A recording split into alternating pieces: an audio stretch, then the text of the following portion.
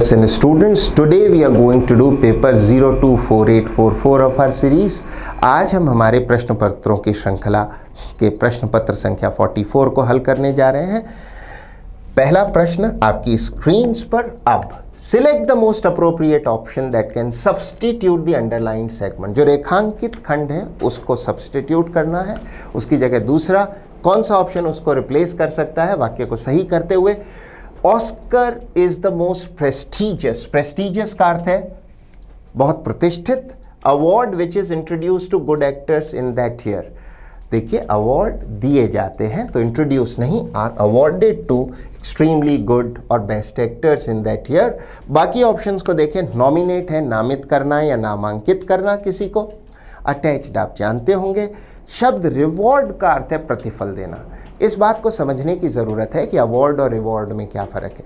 देखिए अगर आप एक पल के लिए एक प्रोफेशनल क्रिकेटर मान लें खुद को, तो जो मैच फी आपको मिलती है वो है आपका रिवॉर्ड, और आप अच्छी परफॉर्मेंस के कारण man of the match, man of the series जैसा कोई इनाम जीते हैं तो वो है अवार्ड। सो अवार्ड है कोई इनाम वगैरह, रिवॉर्ड है प्रतिफल। अगला प्रश्न, प्रश्न संख्या 77। अब most appropriate option that can substitute the underlined segment, जो रेखांकित हिस्से को सब्सटीट्यूट कर सके। When I reached home late I found my children waiting on me. Wait on का मतलब होता है वेटर की नौकरी करना या वेटर का काम करना। He waits on the guests at the restaurant. जबकि वो कह रहे हैं जब मैं घर पहुंचा तो बच्चे क्या कर रहे होंगे, वेट ऑन नहीं कर रहे होंगे, उसकी प्रतीक्षा कर रहे होंगे, वेटिंग फॉर मी, राइट। और कोई ऑप्शन करेक्ट होने के समीप नहीं पहुंचता। अगला सवाल, आप रेखांकित फिल इन द ब्लैंक करना है। इस ब्लैंक में सही ऑप्शन फिल करना है। Our school had decided to take us to the Himalayas for excursion. शब्द एक्सकर्शन का अर्थ है सैर सपाटा या पिकनिक। याद रखें ये वोकैबुलरी भी काम की है। ऐसे कुछ शब्द जो हमारे सवालों में आए उन्हें भी ध्यान रखें। मकसद है कि सिर्फ ऑप्शंस मत सीखिए, इसके अलावा भी जो चीज़ आ रही है उस पर भी ध्यान दें। ऐसे शब्दों, ऐसी वोकैबुलरी का अपना महत्व है। I dash to convince my mother to give consent. Consent का अर्थ है सहमति। तो हमारे स्कूल ने जब तय किया कि हिमालयाज में कोई सैर सपाटा होगा तो मैंने अपनी माँ की सहमति लेने का प्रयास किया। क्या ऑप्शन सही होगा? Left no stone unturned. Leave no stone unturned का अर्थ है कोई कसर बाकी ना छोड़ना, हर संभव प्रयास करना। So I left no stone unturned का अर्थ है मैंने कोई कसर नहीं छोड़ी, हर संभव प्रयास किया। टू कन्विंस, राजी करना, my mother to give her consent, ताकि वो अपनी सहमति दे दे। बाकी ऑप्शंस देखिए, जब कहते हैं फाइट फायर विथ फायर का अर्थ है उग्रता का जवाब उग्रता से देना। ब्रिंग होम द बेकन, जिसकी पास्ट फॉर्म है brought home the bacon. Bring home the bacon का अर्थ होता है कमा करके आय लाना जिससे घर चले। So he brings home the bacon, so he is the earning member of the family. यहाँ ये बिल्कुल लागू नहीं होता। व्हेन यू मेक वेव्स, आप जब मेक वेव्स करते हैं तो आप ऐसा काम करते हैं दुनिया जाने, आप प्रसिद्धि पाएं। मेड वेव्स भी यहाँ फिट नहीं हो सकता, यहाँ उपयुक्त नहीं है। क्वेश्चन नंबर 79 आपकी स्क्रीन पर। Identify the incorrectly spelled. जिसकी स्पेलिंग गलत हो उस वर्ड को पहचानना है हमें। किसकी स्पेलिंग गलत है? The rhyme and rhythm of Popeye's poems are highly symbolical and timely. देखिए सिंबॉलिकल का अर्थ है प्रतीकात्मक और टाइमली है जो सही समय पर आया। अब कौन से शब्द की यहाँ स्पेलिंग गलत है? देखिए राइम की जो स्पेलिंग है वो ये नहीं है, RHYME सही स्पेलिंग है। तो द राइम हमारा ऑप्शन हुआ A. The rhyme and rhythm, rhyme का अर्थ है तुकबंदी जो कविताओं में होती है, एंड रिदम का अर्थ है धुन।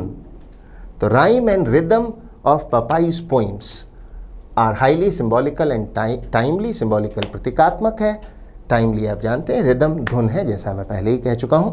आगे बढ़ें, प्रश्न संख्या। Select the incorrectly spelled word. इन चारों में से जिसकी स्पेलिंग गलत है उस शब्द को हमें पहचानना है, और हमारा आंसर है, बड़ा आसान सा प्रश्न है, जज। जज में ये ई नहीं होना चाहिए। बाकी ऑप्शंस आप देखें, जस्टिस आप जानते हैं न्याय, अटर्नी का अर्थ है वकील। हमारे यहाँ जो लॉयर प्रैक्टिस में हो, वकालत का काम करे, उसे कहा जाता है एडवोकेट। जबकि वेस्टर्न हेमिस्फीयर में, मीन्स अमेरिका में, कनाडा में, वहाँ ऐसे प्रैक्टिसिंग वकील को अटर्नी कहा जाता है। तो अटर्नी वकील है, राइट। हमारे देश में भी देश के जो सबसे बड़े सरकारी वकील हैं उन्हें कहा जाता है attorney general of India, right. So spelling किसकी गलत थी? जज की। अगला प्रश्न, प्रश्न संख्या 81, select the sentence with the appropriate use of adverb of frequency. देखिए, एडवर्ब ऑफ फ्रीक्वेंसी का अर्थ है आवृत्ति या बारंबारता की एडवर्ब, जो बताए कोई चीज कितनी बार हुई। जैसे ऐसी कुछ एडवर्ब्स के उदाहरण often, seldom, never, always, sometimes, rarely आदि। तो अगर हम फ्रीक्वेंसी देखें तो ऑलवेज की फ्रीक्वेंसी कितनी हुई? 10 में से 10 बार। नेवर की 10 में से 0 बार। ऑफन की 10 में से 6-7 बार। समटाइम्स की 10 में से 3-4 बार। तो अब इन वाक्यों को पढ़िए। Radha goes to Nagpur with great affection, कोई एडवर्ब ऑफ फ्रीक्वेंसी नहीं है। Radha goes to Nagpur for office work, यहां भी नहीं। D option, Radha goes to Nagpur to meet her uncle, वहां भी नहीं। जबकि सी ऑप्शन देखिए, Radha often goes to Nagpur. Often जो है ये फ्रीक्वेंसी की एडवर्ब है और हमारा उत्तर हुआ सी। 82, अब select the appropriate synonym for the underlined word. रेखांकित शब्द का हमें सिनोनिम ढूंढना है। ऑब्लिगेटरी का अर्थ है अनिवार्य, ऑप्शन होगा कंपल्सरी। अननेसेसरी का अर्थ था सवाल संख्या 83, 83rd। Select the most appropriate antonym of the underlined word. इस छोटे से पैराग्राफ को पहले पढ़ लेते हैं। Built by king Narasimhadeva first of the eastern Ganga dynasty. Dynasty का अर्थ है राजवंश। From 1238 to 1250 CE, the 13th century late style. किसी कला का जो दौर होता है उसमें जो अंतिम कुछ वर्षों का समय होता है उसे लेट स्टाइल कहते हैं, जिसमें कुछ परिवर्तन आ जाते हैं। Kalingan temple forms part of the golden triangle. Golden triangle यानी कोई सुनहरी त्रिभुज जिसमें 3 स्थान हो, 3 स्थानों पे कोई कार्य हुआ हो, कोई कला विकसित हुई हो। Triangle of Odisha along with Puri and Bhubaneswar and attracts tourists का अर्थ है पर्यटक, सैलानी। पिलग्रिम्स का अर्थ है तीर्थयात्री and history and art lovers. अब इसमें हमारा रेखांकित शब्द है अट्रैक्ट, आकृष्ट करना, अपनी ओर खींचना। उल्टा होगा डिटर। डिटर का अर्थ है किसी काम को करने से रोकना, उसको उस काम को करने से दूर रखना, प्रिवेंट करना, या to stop somebody from doing something. शब्द बाकी ऑप्शन देखिए। एम्बॉडी का अर्थ होता है साक्षात स्वरूप होना। For example, that woman embodies all noble qualities.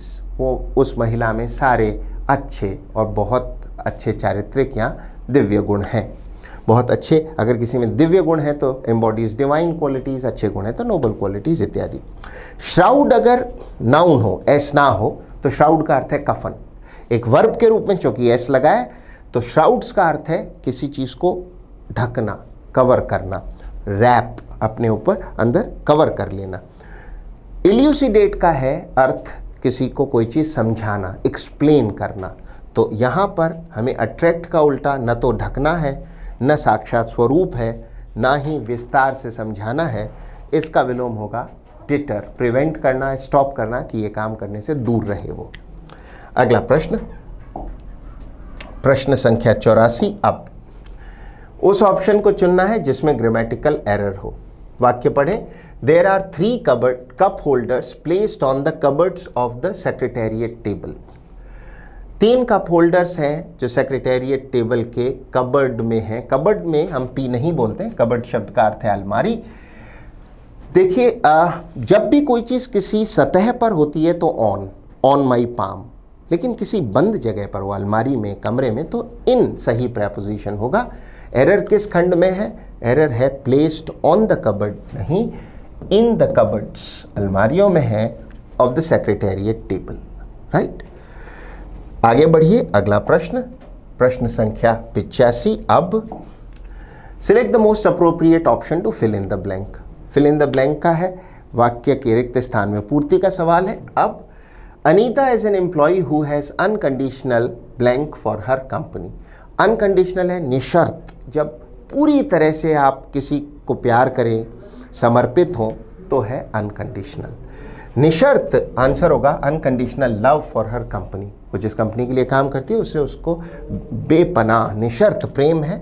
बाकी ऑप्शन देखिए, इनमें बाकी 3 जो ऑप्शन है उनमें सबसे करीब अगर कोई पहुंच रहा है तो डेडिकेशन, जिसका अर्थ होता है समर्पण। कोई कहेगा अनकंडीशनल डेडिकेशन क्यों नहीं उत्तर? देखिए, हमेशा ऐसे सवाल करते हुए ब्लैंक के आगे तक पढ़ें। डेडिकेशन का प्रेपोजिशन फॉर नहीं है, डेडिकेशन टू समथिंग होता है, तो वो चूंकि हमारे पास प्रेपोजिशन फॉर है, ये उत्तर नहीं हो सकता। सपोर्ट आप जानते हैं, और शब्द अटैचमेंट का अर्थ है लगाव या परिष्कृत हिंदी में मोह, राइट। आंसर हुआ अनकंडीशनल लव। अगला प्रश्न 86 आपकी स्क्रीन पर, rearrange the parts of the following sentence in the correct order. सही ऑर्डर में हमें इनको लगाना है। द स्पेक्टेक्युलर, स्पेक्टेक्युलर का अर्थ है अद्भुत, एक्सीलेंट, फिनोमिनल। पहले जैसा दिया है वैसे पढ़ें फिर हल करें। Indian economy were largely based on coal expansion of electrification of the last 20 years and the considerable Chinese economic growth. ये पढ़ने से अनुमान लगा कि भारत और चाइना की अद्भुत ग्रोथ के बारे में बात है। अब करिए देखिए, द स्पेक्टेक्युलर। अब यहाँ सबसे बढ़िया लिंक जो है वो है एक तो SR,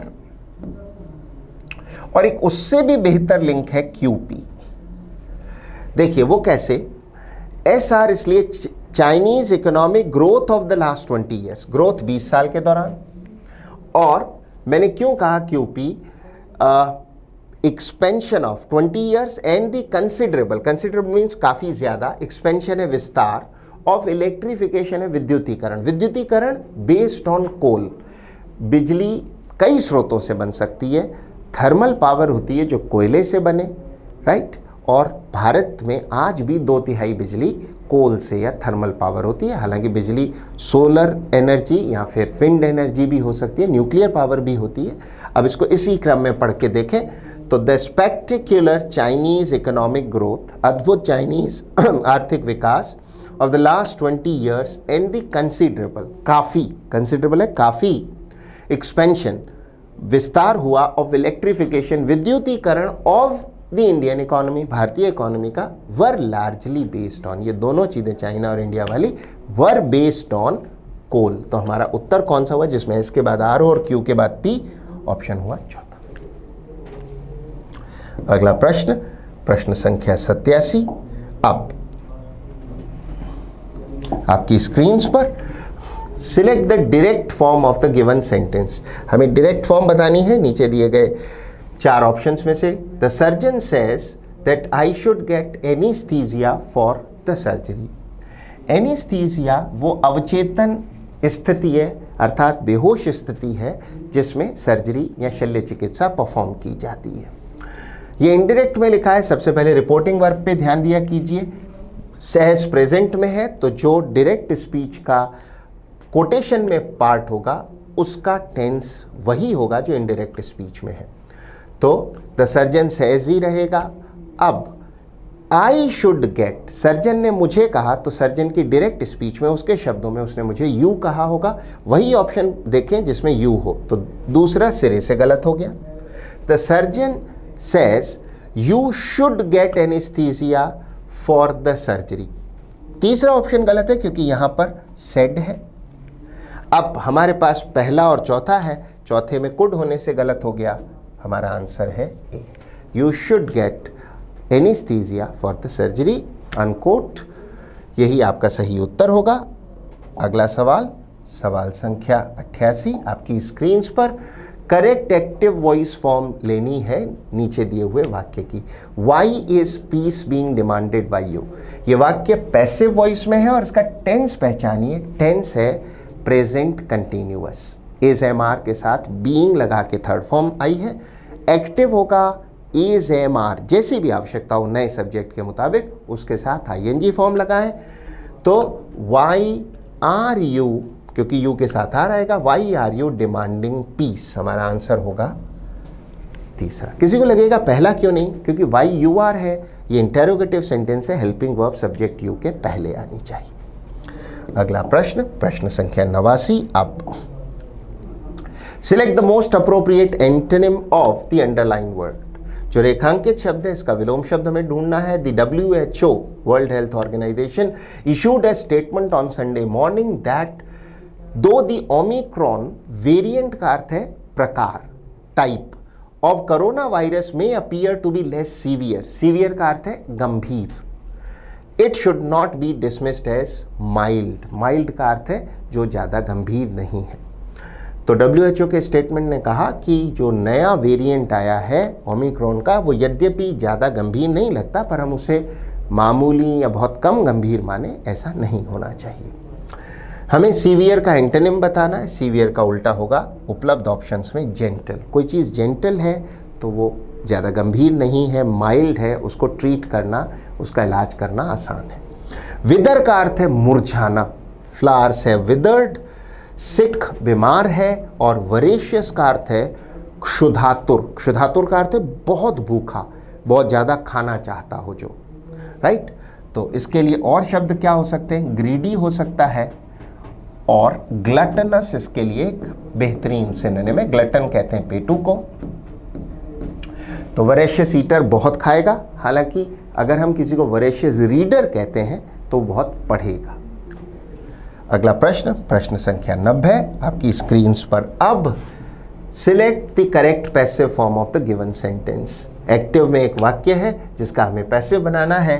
they fired her because she was careless. Fired का अर्थ है डिसमिस्ड, नौकरी से निकाल दिया क्योंकि वह लापरवाह थी। दे फायर्ड हर, पहले टेंस पहचानिए, सिंपल पास्ट टेंस है, इसका पैसिव होगा वॉज अथवा वर में थर्ड फॉर्म लगाएंगे तो क्या होगा, दे फायर्ड का पैसिव होगा she was fired. She was fired सिर्फ एक ही ऑप्शन में है, परीक्षा में हमें समय बचाना होता है। चूंकि आगे कोई भी ऐसा कोई ऑप्शन इससे पहले नहीं मिला जिसमें शी वॉज फायर्ड हो, तो बाकी ऑप्शन पढ़ने की जरूरत नहीं है। आप चाहें तो पढ़ लें, she was fired bye them, bye them छोड़ा भी जा सकता है, बिकॉज शी वॉज केयरलेस उत्तर हुआ डी, राइट।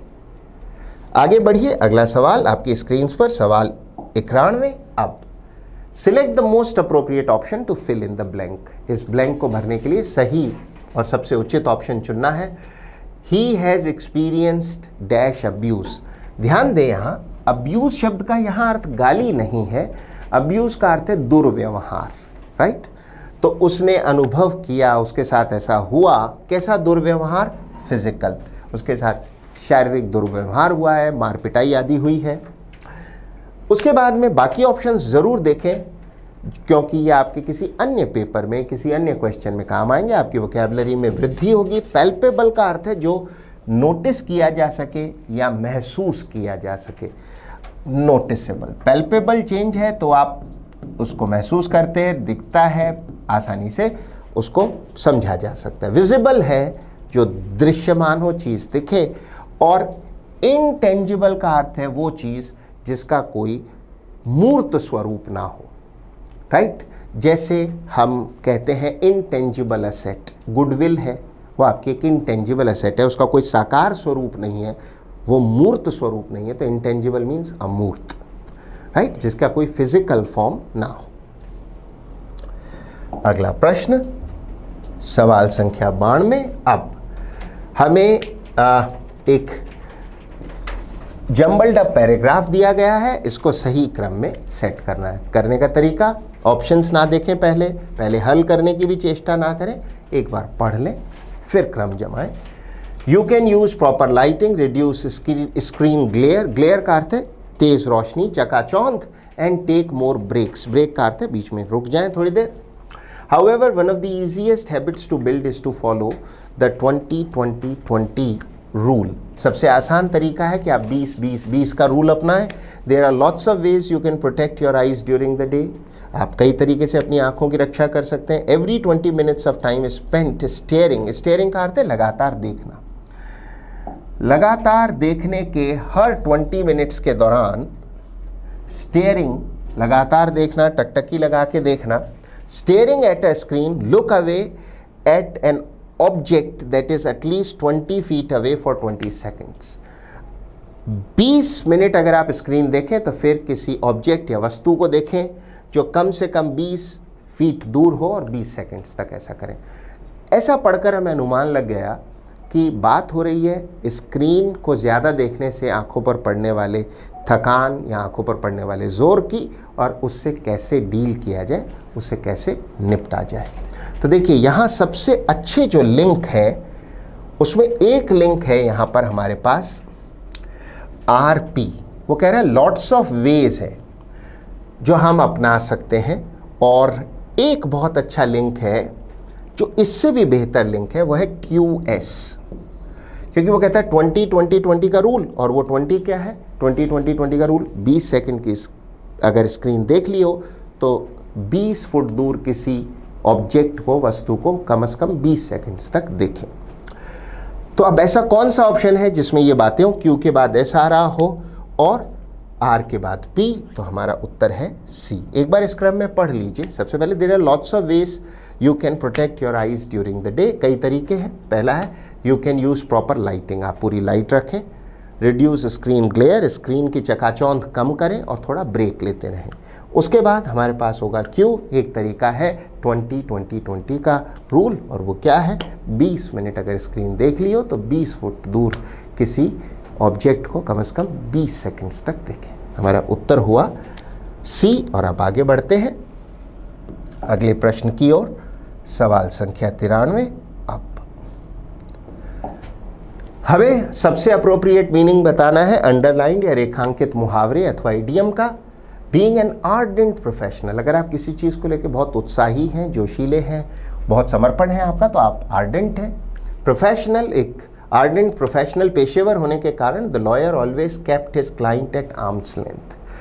जब हम किसी को पर्याप्त दूरी पर रखते हैं तो हम उसे we keep him at arm's length. वो एक पेशेवर व्यक्ति था, थरो प्रोफेशनल था, तो वो अपने क्लाइंट्स को कुछ दूरी पर रखता था, उनसे निजी संबंध नहीं बनाना चाहता था। तो एट अ डिस्टेंस आपका सही जवाब होगा। बाकी कोई भी ऑप्शन इसके करीब नहीं आता। हालांकि C एक इंटरेस्टिंग ऑप्शन है, उसको नोट किया जाए।